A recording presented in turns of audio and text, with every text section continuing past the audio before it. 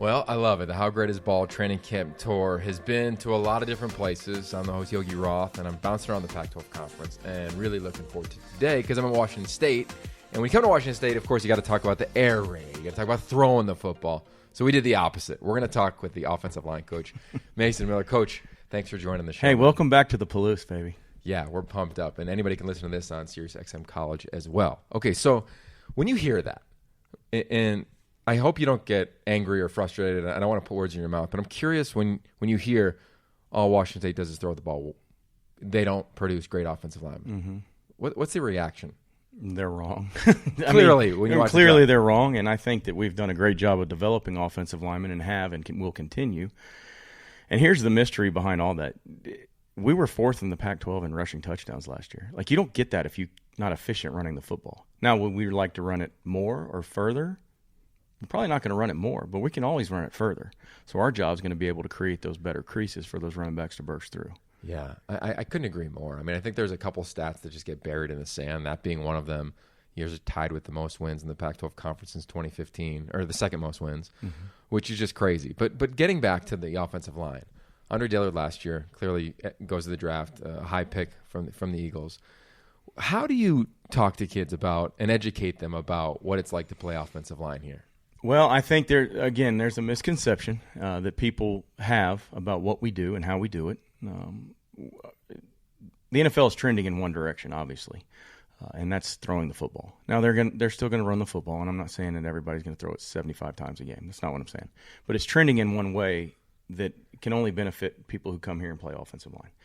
Who's the highest paid person on the team at the NFL? It's probably the quarterback. Who needs to be protected? The quarterback. Who's going to do it? The offensive line. So who are they going to go get? Somebody who's got the experience to pass protect.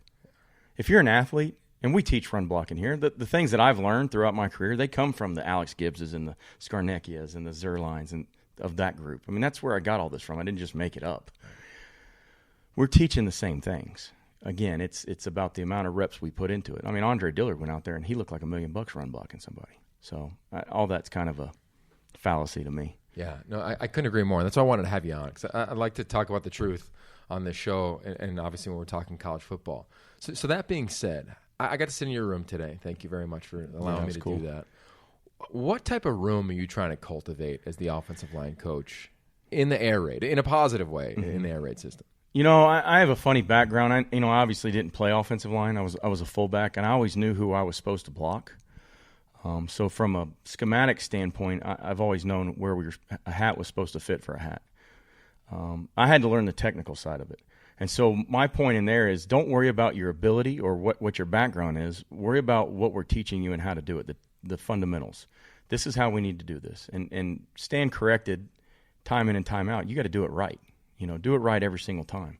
My father was a Marine colonel, so I have a short fuse for not doing things the right way and then teaching them how to do it. And so I kind of feel like we want a tough room. We want a room that will do what they're asked to do as fast as they can, the best that they can, with a smile on their face. And I think if you can do that, you're going to be successful. When you think back to a kid, your dad being in the Marines, as you referenced, was discipline developed or was it just observed and embedded? If you met my father now, you would think he's like the biggest teddy bear on the planet. But I think it was, here's the box. This is what I want, and this is what I will allow. And if you get outside of that box, I'm going to snatch you back into it, right? So I think it's observed. Like, this is how it's going to happen. And by all means, you can make choices, but you don't get to choose the repercussions.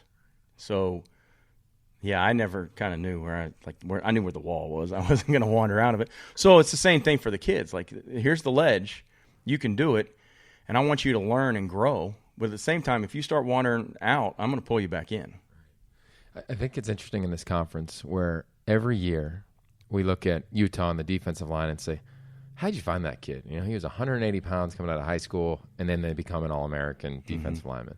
I feel like you guys have been doing the same thing on the offensive line. Just looking at your freshmen today sitting in your room or walking or practicing on the practice field, how do you identify an offensive lineman from a skill set standpoint to project to come here and play? It's a funny thing. Years ago, and this is something that's a learned skill over years that I've tried to develop, and then once you figure out this is going to work, you kind of stick with it. So what I'm really looking for is a guy that's long and can bend, okay? So we play with 4-foot splits, so we need long people. I mean, you can't cover that much ground with short, stocky guys. If I was going to run the power, if you're 6'3" and a dump truck, I'm fixing to get you. But that's not what we do.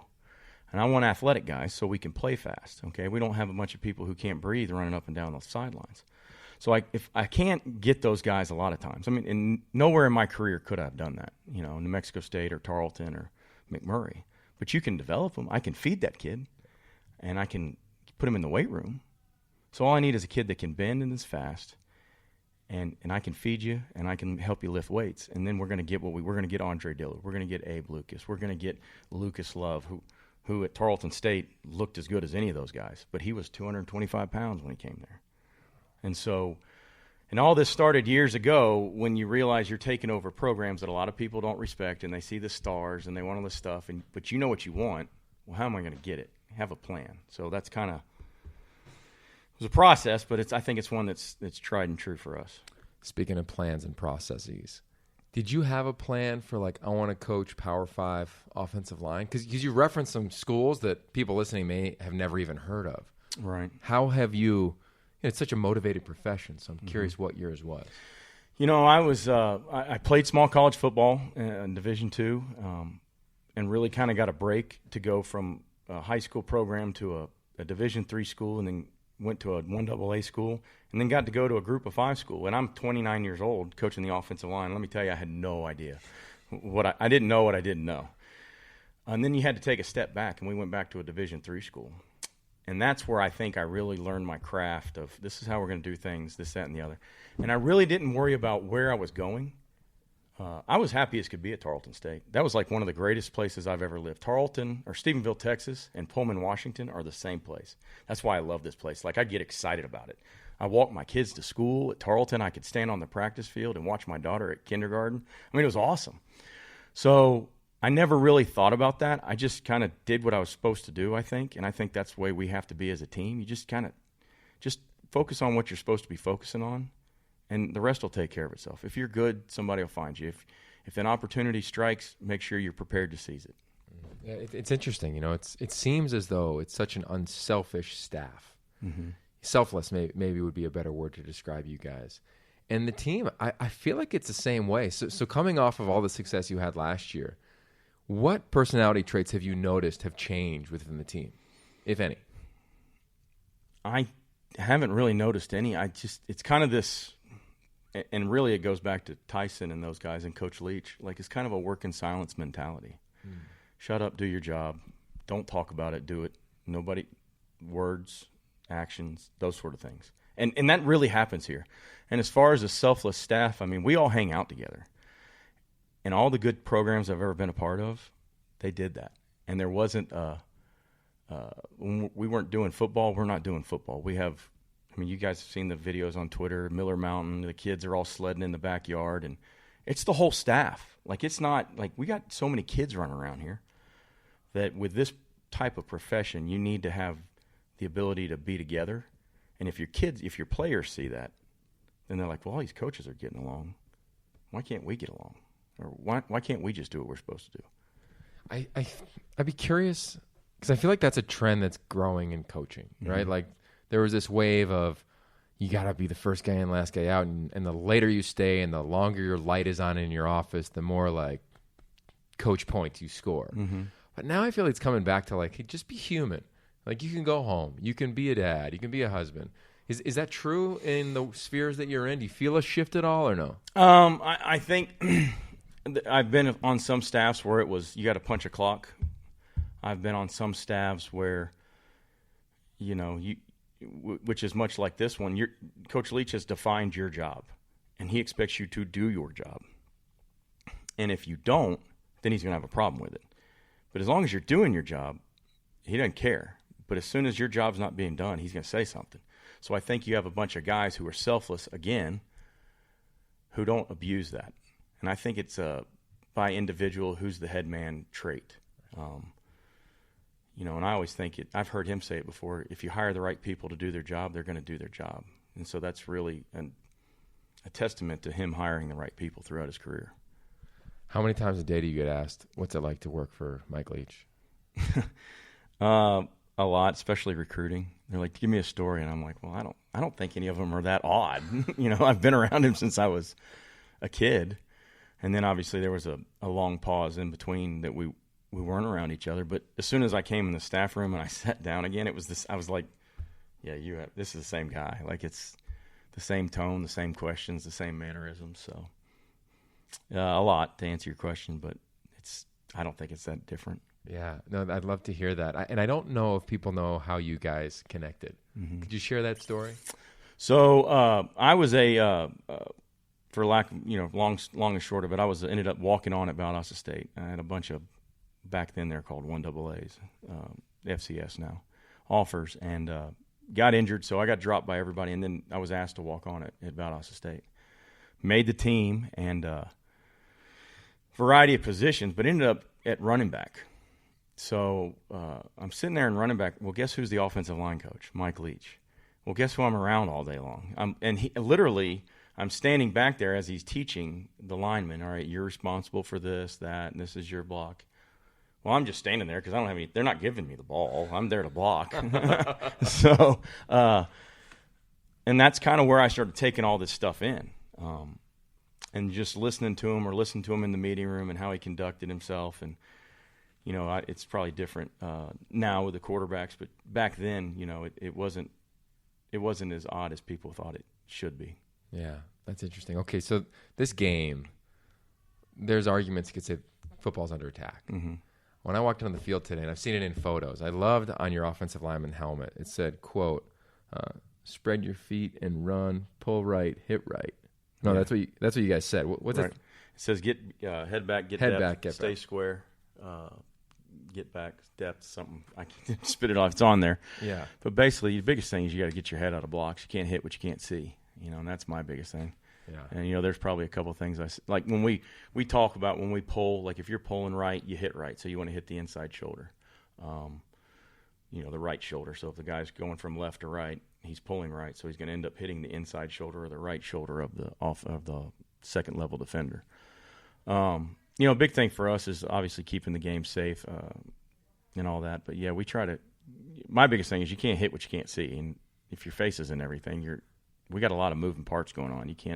There's no food on the ground. You don't need to be staring at it. Yeah. So, and I misspoke it. Head back, hands up, get depth, stay square is what I wrote down in practice. Yeah, that's one of Coach Leach's big things, yeah. I just thought it was really interesting of your subconscious is seeing that. I mean, how many times, 1,000 reps in training camp you're lining up against your fellow offensive lineman, individual period. I just think that little things like that are going to save this game. Just the awareness of the body, especially for these huge dudes who are dramatically more athletic than they were in the past. Right. So have you been noticing the education around big guys or just football players in general around the safety of the game, not just the penalties that are happening due to targeting, et cetera? Yes and no. I always felt like if you were playing the game the right way, it was going to be you weren't going to get hurt. If you're leading with your head, you're going to get hurt. And I was probably a culprit of that when I was a player. But, if you can't hit what you can't see. Totally. So you got to get your eyes up, and if your eyes are up, you're in a good place. So I don't know, but I do think that we've got an opportunity to, while it is a physical and violent sport, it doesn't need to be a detrimental sport. Yeah, I can remember my dad in the backyard being like, okay, take your helmet, put it through his chest. And now, clearly, you wouldn't say that to anyone, let alone a 12-year-old. Right. Okay, I'm going to let you go here in a second. But final question, and I think fans are curious about this. Last year, you guys caught magic. Mm-hmm. You also put a lot of work in. Right. It was one of the best stories I've ever been around my entire career. This team's personality, have you been able to identify it yet? Even if it's just on the offensive side of, last year was epic. Mm-hmm. Expectations, or have you been able to characterize who this side of the ball is? No, and I'll be totally honest with you. I never knew who we were until we played Utah last year. I thought we were a team that competed hard and played hard, but you never know. Like after you lose to USC, you go down to the Coliseum and you lose that game. How are you going to rebound? Yeah, are you going to sit there and lay down, or are you going to get back up? So I think you got to play games to find out who you are. And anybody thinks they know who they are right now, you're kidding yourself. You don't know. I just don't know. I love it. Well, Ted Robinson and I called that game, and I can't wait to call another one this year. Coach, thank you for the time. Wish you nothing but the absolute best this fall. Absolutely. Thanks so much, boss. Don't get to talk to offensive line coaches very often, but that's what we do on the How Great Is Ball training camp tour from Pullman, Washington. Love talking to Mason Miller. Such incredible insights from him, because it is a position that's thrived on this campus, and I don't think it gets enough love based on how he's coached it, how they've developed, and of course how they've recruited and identified. Speaking of identifying, to me, I've identified the best coffee on planet Earth, because that is the partner on this podcast. It's Kona Red Coffee. If you don't know about them, go to konared.com, where they source, and they'll share their story at konared.com. They source some of the rarest, most sought-after coffee in the world, in my opinion. I was never really a coffee guy until I got turned on to Kona Red, because number one, it comes from Hawaii, and anything that comes from Hawaii I think is just awesome. It's hand-picked at peak ripeness, so there's a lot of lonely work and grit that goes into this coffee. And they got a variety of options. You know, whether you like to roast premium coffee beans, my wife loves that. You can get cold brew coffee. You can get it in a can, which I love. I know Sam Darnold, he's a partner with them, the quarterback of the New York Jets. He loves that coffee as well. And I'm sipping on it every morning when I'm watching film, preparing for a game. And this season in the Pac-12 conference, they even have a juice, that comes from the coffee bean, the Hawaiian Cascara juice. So check it out if you haven't heard of it. If you have heard of it, go pick some more up. You can get it at Vaughn's, Albertsons, Pavilions, Ralph's, Bristol Farms, Sprouts, and many more, or just go to konared.com. To me, the best coffee out there. All right, so from the best coffee out there, let's talk to one of the best wide receivers out there, Easop Winston. All good. All good indeed, right here with wide receiver Esab Winston. A lot of questions to talk to you about. First and foremost, congrats on the year that you had last year. It was a pleasure watching you compete, man. Appreciate that, man. It was a lot of hard work, been through a lot to get here. But, last year was a great year. I'm just thankful to God. Cool. So when did you know you had massive hands? I didn't realize until, my senior year, to be honest. I was just at home with my mom, and she was like, boy, you have big hands. And I'm like, what do you mean? Like, nobody's ever pointed. What are you talking about? And when she said it, I didn't even look down. I was just looking at her like this. You know how you get your mom to look. And then I looked down, man, and there they were. And I was like, maybe you're right. And then I seen my dad later on, and I was like, Dad, let me see your hands. And his hands were big, and mine were bigger than his. So ever since then, I was like, yeah, receiver's probably the best bet for me. Were you always gifted at catching the ball? Well, I never caught the ball. I always played quarterback. Just growing up, quarterback was always my position throughout Pop Warner. Ever since I picked up a ball, I just wanted to play quarterback. And then I got to high school, and I didn't hit the growth spurt like I thought I was. So I was like, I love football. What can I do? And going into my senior year of high school, my coach was like, what do you think about playing receiver? And this was 2 weeks after my mom had told me about my hands. And I was like, wow, it's crazy that he's telling me that out the blue.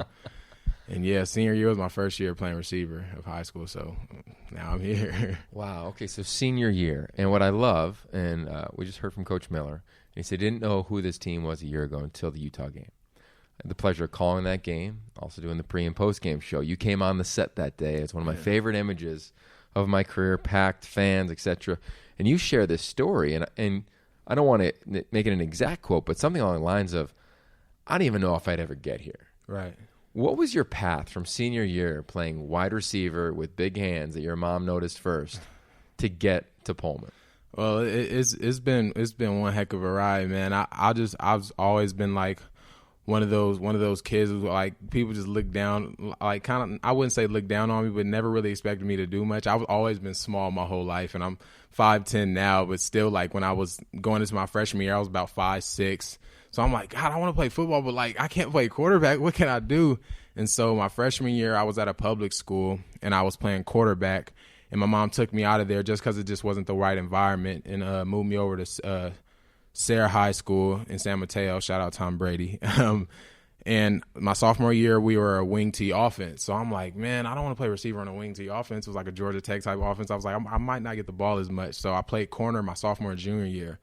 And then like I said, my senior year is when I first started playing receiver, and I literally just watched YouTube videos. You know, I didn't really have a wide receivers coach in high school. I literally used to fall asleep watching like DeAndre Hopkins videos, Odell. Like literally, that's how I learned my senior year. I was just freestyling it on the field, and I didn't really hit my peak until I got to my junior college. That's when I really had an actual wide receiver coach, Coach Andre Allen. He's the wide receivers coach at Hawaii now, and I owe a lot to him, man. Because when I got there, I really started to learn like what I was good at, and I was like, wow, like why wasn't I playing receiver my whole life? And to backtrack, my senior year, I got hurt going into the year, and I missed 5 games. And no colleges were contacting me. Of course, I ended up playing, but like I said, I didn't have a wide receivers coach. I didn't really know what I was doing, and I was literally going to throw in the towel when I was missing those games, and I was just discouraged. And I owe a lot to my mom, man, because she came in my room and she was like, she didn't even like she knew what I was going through, but out the blue, she came in my room and she said, "You're going to be playing on TV one day." And I never forget that moment. I was just looking at her like, "What are you talking about? Like, here I am missing half of my senior year, and you're really going to sit here and tell me I'm going to be playing on TV one day? What are you talking about?" She didn't have a clue. My mom, and my senior year of high school, like, she didn't even know really about football. She used to know, like, if I scored, but that's pretty much it. Like, she didn't know, like, as much as she knows now. And I, like, thank her, because I was literally, like, this close to I didn't even want to play anymore. I was down to my lowest my senior year when I had to miss those games. But when she told me that, I had, like, a newfound energy. I'm like, yeah, I got to do this. What's your mom's name? Renee. Wow. A lot to I want to meet Renee. A lot to her. Yeah, she's a great woman. Looking back on it, what do you think she saw that was a blind spot for you? When I was going through that my whole senior year, you know, I always could play football. Like I would say like I could just naturally, you know, catch the ball, throw the ball, even when I was younger, ever since I could walk. And I think when I was going through what I was going through my senior year, I had forgot about that. You know what I'm saying? She tells me even to this day, you were born to play the sport. And when I was struggling, I had forgot what I was doing when I was younger and playing and everything. I had forgot who I was as a player, to be completely honest. And she just reminded me. She was like, "You've been doing this since you could walk." She was like, you have a future in this sport." And at that time, I was still at my lowest. I'm looking at her like, "Mom, I don't see it." But like I trusted my mom to this day, man. We just were talking about it last night. She was like, "Boy, like, remember I told you your senior year?" And I'm like, "Mom, that's crazy. You're right. You're right." Wow. So she also said that you're going to be playing on TV. And I remember Coach Leach talking about you when you got here, and he was like, "This dude's hands." Mm-hmm. Not just because they were so big, but like just because how gifted they were. And I came up and I'd watch camp and practice, and you hadn't burst onto the scene. And then we called the game, that Utah game that I referenced. And here it is at the end, this epic Ted Robinson call. You've put it on your Instagram page before, and it's you and Julian Blackman, and you beat him on however long it was, 70, 60, 80 yards. I can't remember, but it was awesome. Thank you. When that happened, was that like was that a moment for you when it got quiet late at night and you laid in your bed? Were you like, it happened? Yeah. Honestly, after that game, I didn't do anything. I went back home and I cried, man. Mm-hmm. Like I've been through a lot. People never thought I could do anything. A coach recruited me, actually. I won't say his name, but a coach recruited me during my recruiting process. He was like, you probably won't get to the Pac-12 because you're too small and too slow. And I was like, he told me in front of my parents too, and I was like, oh wow, the honesty. But ever since that moment he told me that, I keep that in the back of my mind every time I take the practice field, and for sure every time I take the game field. And I'm like, he told me I wasn't big enough, I wasn't fast enough, and I had to snap myself out. I'm like, if I believe in myself, it doesn't matter what anybody else says. So that's my mindset every time I take the field. I'm like, not in like a cocky or selfish way, but I'm like, it's about me and what I think I can do. I don't, people are going to say what they're going to say, but if I believe deep down in myself what I can do on the field, then that's really what it's all about. And I've never been the guy that, like outside of my family's opinions about who I am as a person, how I play the game of football. I don't really, I'm saying, anybody else's opinion. I'm like, I keep my family close, and those people in my family, everybody in my family, those are the opinions that really matter to me. So how do you balance? 'Cause I think this is something, and I'd be curious if you'd agree. How do you balance proving everybody wrong versus proving yourself right?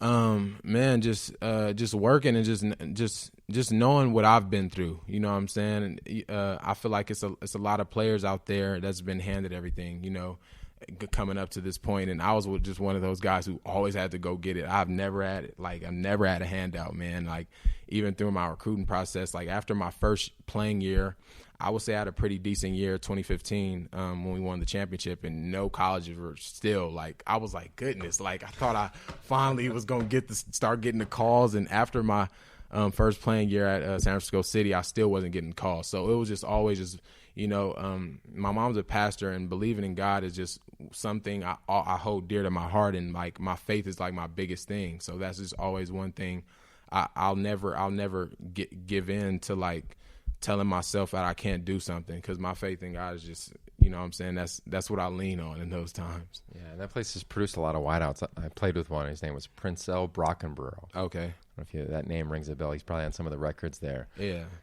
But that being said, speaking of records, last year you guys set some records. It was a magical season. How have you, as the vet now, as an entrenched impact player on this team, how have you guided an offseason where you got to find a new quarterback, might be somebody who's never been around the program, and try to now maintain the level of success that's been the last couple of years and been the relative norm, really, since you got on campus? Yeah. I would just say just working in the shadows, man, and not even when we have a scheduled practice, but like when the new guys come in, just doing stuff on our own, you know what I'm saying, that people don't know about, you know what I'm saying? And then you get on the practice field. How did you guys get that chemistry? I'm like, dude, we don't just do this during practice. We find our own time. And, you know, with Gage coming in and stuff like that, like that's what we did with him. And that's what we did with Gardner last year. Like, we worked in the shadows, man. We used to come in the morning here and just throw with each other and just build that chemistry. So I think that that's a fun time when you're able to do that and just build a chemistry, because you never know what can happen throughout a season, the different players that might get injured or anything, you know what I'm saying? So I would say just working in the shadows and building that chemistry with everybody on the team. That's a great theme. I'm going to say that one a bunch on the Pac-12 Networks about you guys. Okay, so before I let you go, obviously there's quarterback competition. Everybody knows that, and it's going to go on until Coach Leach says it's not going to go on anymore. So regardless of that, what is the most joyful part of playing in this system? We get the ball. As simple as that. We get the ball, man. And as much as we pass, I'm just like, a big play can happen at any time, and it could be anybody. So just being out there as a receiver, you're excited because it might just come to you. Like, this next play might come to you. This next play might come to the next player. It's just like, we're all just like excited every time we're out there, because it's like, will it be me? Will it be me? Will it be my guy? We're happy for whoever the play goes to, but just knowing that, you know, in an offense where like you're going to get the ball a lot as a receiver is a great feeling. Oh man, when I was growing up and getting recruited, the internet was just getting going. Okay. And I always would think back, like, if I knew about Texas Tech back then, right, I might have tried to go there, right, because they just played everybody. And to your point, it just looked so fun because you were getting the rock. Right. All right. Well, I wish you nothing but the best. Get the rock a ton. Yeah. Make a ton of plays. I can't wait to talk about you all season long That's on television. And tell your mom thank you for everything that she's done. I'm sure you do that well. I definitely will. All the time I do. All right. Thank that's you. Esab Winston. And we're going to flip it and go to the defensive side. Coming right back here on the How Great Is Ball training camp tour. Looking forward to this one for a lot of reasons. I'm going to try to get it right. Yep. Misiona Aiolupotea-pei. Yes, sir. Yeah, that's good. Okay, can you say it like smoother? Misiona Aiolupotea-pei. There, that's way better. We'll go with that in the recording. There's a lot to talk about, but Yes, sir. we have one major thing in common that I just learned about. Okay. With the team you played for in the Gold Coast is called the what? Gold Coast Stingrays. I played for the Gold Coast Stingrays as well, man. Way back in the day. 2004, I finished playing, move over there. You played for the Stingrays? Yeah, it was awesome. Quarterback was 40 years old. Center was 18. Yep, that sounds about and right. I felt like Larry Fitzgerald. Yep. It was amazing. What the hell? So how was your experience with the Stingrays before we get into your career here? Oh, man, it was amazing. I played played tight end, running back. I was the kick returner, D-line, and linebacker as well. Okay, all right. That's amazing. And we're Stingray alums, which is amazing. I lived in the Gold Coast, 2298 Gold Coast Highway. in wow. Mermaid Beach. I'll Mermaid never Beach, forget yep. it. It was so Mermaid good. Beach. Wow, I lived in Southport, like right by Surfers Paradise. Yes. Oh, Surfer's Paradise. I was sir. there at your age, which was a totally different experience Yep. than maybe hopefully that you had when you were a teenager. But that being said, take me through your origin story. You know, and I think your story is in fact magnificent. Yes, sir. When did you first get exposed to competitive sports? How old were you, and what was it? Man, I've been around sports all my life. My old man, you know, he had the opportunity to play for Samoa in volleyball back in the day, but financial reasons, you know, he wasn't able to do it. But my uncle got to play for Samoa. I had a cousin that played for Australia volleyball. I had another cousin that played for New Zealand volleyball as well. A girl, she's about 6'3". Wow. So like my family revolves around sport. Well, volleyball to be in specific. And where were you born? Poro. So Wellington. Oh, nice, Yes, man. sir. I love it over there. Yeah, it's I beautiful. spent a couple weeks over there. Just drove all the way down through it. Yep. Oh, wow. Okay, so you get exposed to volleyball. Yes, sir. You also get exposed to rugby, right? Yep. When did that happen, and did you enjoy it more than volleyball? Like, did you have a pull either way? Yeah, rugby. Rugby was my first love, man. Like, I loved hitting people. I loved running with the ball. I was like a fast guy, so I'd run, juke people, and then I also loved coming in and off the wing and blindsiding people. So, yeah, volleyball, like, that gene skipped me. Like, it got all the other kids, but it skipped me. So, yeah. I can remember when I moved over to Australia, Yes, of course, sir. like tried to play rugby, Yep. and even Aussie rules. Yep. Jason Ackermanis was the guy that I used to always go watch, if you remember that name. Oh, okay. But it was, I thought I'd be good at it, but it was so downhill. Like Yep. I felt like everybody was running downhill and then pitching it, and I felt so awkwardly unathletic. For you to make the transition from rugby to then American football, how was that for you athletically, and when was the first time you even watched the game and fell for it? I personally, I feel like the transition wasn't too bad. Just, you know, playing so many different sports. Like I played volleyball. One time there's a sport called netball. Like some of my like friends, they needed some help in the netball team. I was like, oh, I'll play. I've never played before, so I went and played netball. I played cricket. I played soccer. I played basketball. I was too rough for basketball and soccer. I was like one of the most penalized people. So like rugby and football, you know, you get to hit people, and so they're very similar in a certain way, but also very different. Because as you said, rugby is more of a downhill sport. It's like, I'm bigger, I'm tougher, I'm stronger than you, I'm going to run through you. In football, you got to know which gap you got to hit. You got to know who's blitzing, like what type of protection they've got, tendencies, things like that. So, yeah, it's in some ways, like, they're similar, but in other ways, they're a lot different. Wow. Okay, so when did you get exposed to this style of football?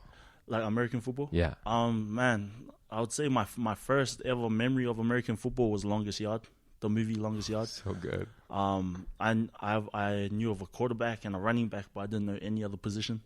I always thought, like, man, I could be a running back just because, you know, rugby, you run with the ball, and running back, you run with the ball. So, but I didn't realize how different it is, the different styles, because in rugby, you're just running straight. You know, in football, when you're a running back, you got to make different cuts and things like that. So, wow. Yeah, And how old were you when that happened? Man, whenever Longest Yard came out, that was my first experience with it. Wow. And then how does it work when you talk to your family? Like, I want to go play that? So I originally moved to Australia for rugby. So I went to like it was like one of the best rugby schools in the world. It's called Keebler Park. So I went there. You know, things didn't work out rugby wise because like there was disagreements with me and the coach. So long story short, excuse me, I had a friend that said he had the opportunity to come and play at the University of Colorado on full scholarship. And me and my cousin were like, damn, like, if this guy can get a full scholarship, why can't we? But so long story short, he was lying about that. And me and my cousin actually played, and after our first year got 2 full rides to Division 2. And we didn't even know, like, all we were doing, we would just bend down in the ground and chase the ball. For the Gold Coast Stingrays? For the Gold Coast Stingrays. Wow, so you're sending highlights of the Gold Coast Stingrays. Yes, sir. With your quarterback potentially being 40 years old. Yeah. Oh, well, I played for the under 19 team. Oh, okay. Yeah, Good so for you. It was juniors. So that was pretty amazing. And then, yeah, I got to play numerous positions. So wow, okay. So you go to Australia to play rugby. And I think that's fascinating because in this country, it's like you can go to like a soccer academy maybe or a tennis academy, but there's nothing really like that. Yep. describe for the listeners, like, what's that like when you say, I'm going to go play rugby in Australia? Well, in New Zealand, there's opportunities, but for rugby, but there's more opportunities in Australia because a lot of professional teams are in Australia. So, I told my parents this was my dream. I wanted to play professional rugby as a career, and luckily my parents supported me, and they were like, okay, let's do it. Okay, so you go do that. It doesn't shake out as you referenced. Yes, sir. You're playing American footy. You get some scallies. Yep. But you make a decision to clearly not necessarily take those. Yeah, so like in Australia, when you're a rugby player, you're put on a pedestal. Academics is out the door. My math teacher was a rugby coach, so when we had math class, we would be playing cards in it, and we would just be relaxing. You know what I mean?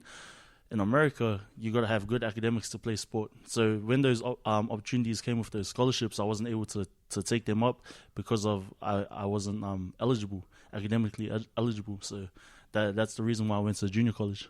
Wow. So you get to junior college, and people are accustomed to playing this sport. Yep. It may be a different level than you saw with the under-19 Gold Coast Stingrays. Most definitely. What was that like for you, being a physical, athletic freak? You played everything as you referenced, and now going in against very specialized football players. Man, it was crazy. I didn't know what a depth chart was. I didn't know what a 3-point stance was. Like zero technique once. Like I didn't know any of that stuff. Just general common knowledge in football. So I was just going in there and just enjoying it. I was like 5th on the depth chart. I was like, yeah, like I'm on the team. You know what I mean? Like I'm just taking everything in, and then I was just giving it my all, and the coaches saw that I was putting in the work, and I was willing to learn and that. So slowly and steadily, I moved my way up the depth chart. Wow. Okay. So who notices you first from this staff? How do you find your way to this institution? So the defensive coordinator at my junior college, James Cook, he had a connection with Coach Wilson, that the linebackers coach that used to be here. So they got in touch, and Coach Wilson came down, visited me, liked my film, and then he came down with Coach Clays about a few weeks later, and then not long after that, they offered me. Wow, I just think it's amazing for you to have this vision that you want to play. Yep. And then have your the learning curve was pretty steep. Oh, it was great. I'm still learning to this day. You know what I mean? Like. Yeah, I can only imagine. Was there a low point among that, in that journey to learn this craft?